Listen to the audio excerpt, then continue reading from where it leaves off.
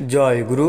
ইষ্টপ্রাণ দাদা ও মায়েরা, আজ ইষ্ট প্রসঙ্গে সুসন্তান দেবসন্তান লাভের তুক জেনে নেব। পরম দয়াল শ্রী শ্রী ঠাকুর বলে দিয়েছেন।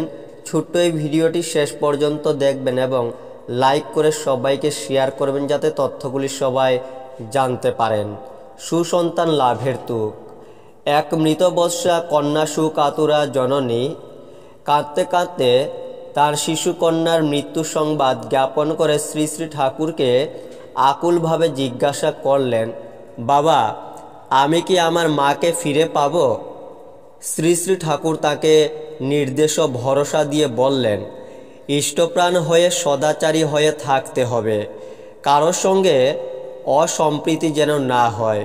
ইল্লত বালাই যার তার হাতে খাবি না, যে সেভাবে চলবি না। পবিত্র আত্মার অসব সহ্য হয় না।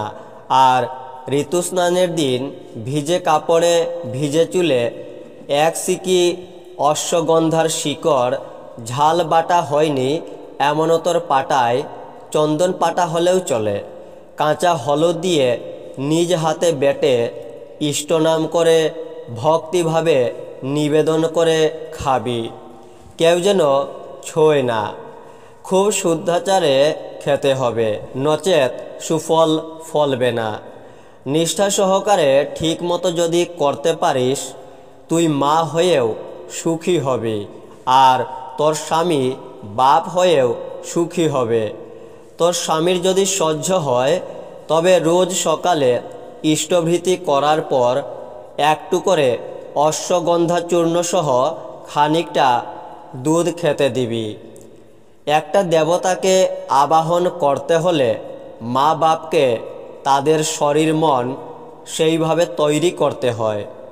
জায়গা তৈরি না হলে সেখানে শুদ্ধ আত্মার আগমন হয় না। এ ব্যাপারে মায়ের দায়িত্বই বেশি। স্বামীকে দেবতার মতো ভক্তি করবি, তাহলেই দেবতার মতো সন্তান পাবি। জয় গুরু।